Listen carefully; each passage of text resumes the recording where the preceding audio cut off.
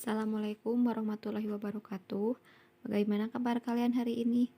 Mudah-mudahan kalian dalam keadaan sehat ya. Bertemu lagi dengan Ibu di pembelajaran bahasa Indonesia tanggal 2 November 2020.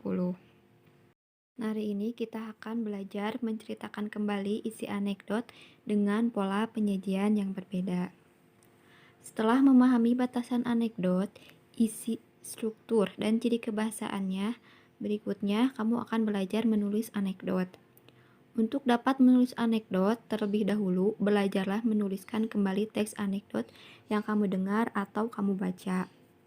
Nah, kamu juga pernah mendengar atau membaca teks anekdot tentunya ya, karena di pembelajaran sebelumnya kita membahas tentang teks anekdot. Salah satu cara menulis teks anekdot adalah dengan menulis ulang teks anekdot yang kita dengar atau baca dengan pola penyajian yang berbeda. Tentu saja juga menggunakan gaya penceritaan yang berbeda. Namun, penulisan ulang ini tetap harus memperhatikan kebahasaan dan strukturnya. Pola penyajian teks anekdot itu ada yang berbentuk dialog, ada juga yang berbentuk narasi. Berikut ini adalah contoh teks anekdot seorang dosen yang juga menjadi pejabat dengan pola penyajian naratif yang diubah dari teks aslinya yang berbentuk dialog.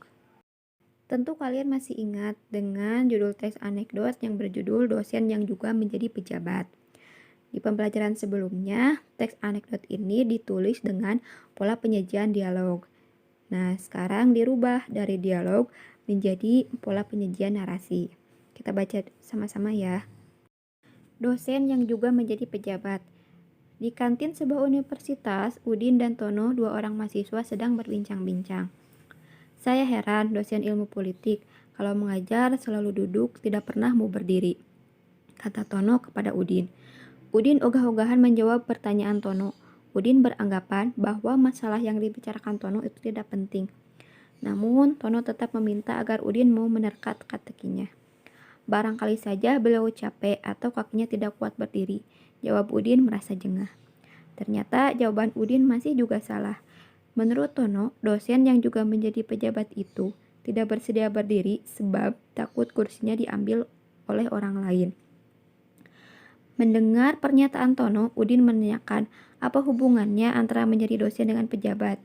Ya, kalau dia berdiri, takut kursinya diduduki oleh orang lain, jawab Tono.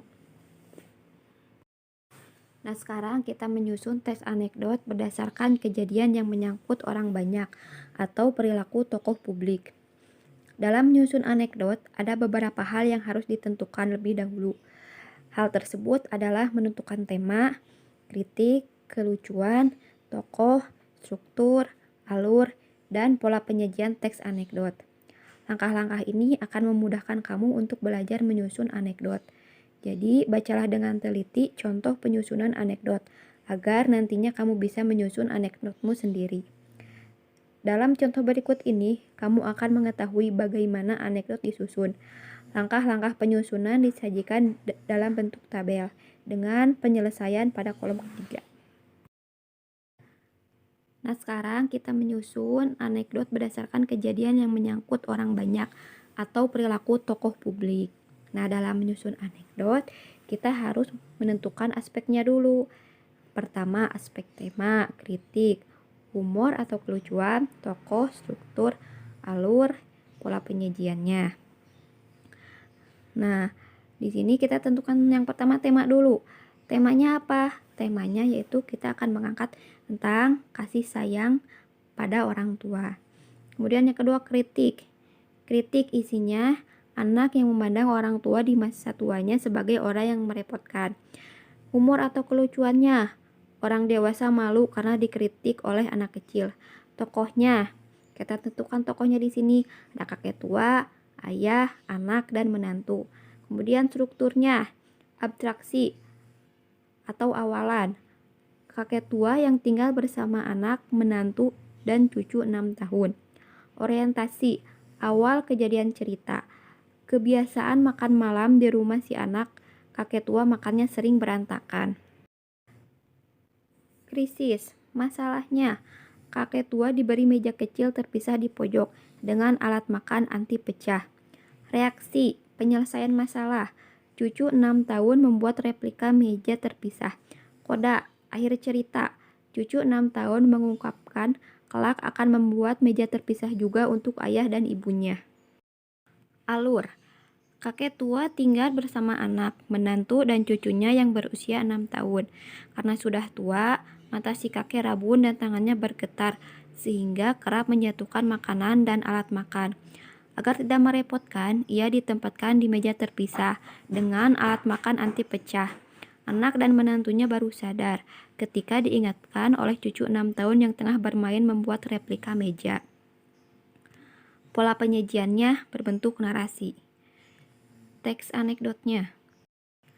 Seorang kakek hidup serumah bersama anak, menantu, dan cucu berusia 6 tahun. Keluarga itu biasa makan malam bersama. Si kakek yang sudah pikun sering mengacaukan segalanya. Tangan bergetar dan mata rabunnya membuat kakek susah menyantap makanan. Sendok dan garpu kerap jatuh.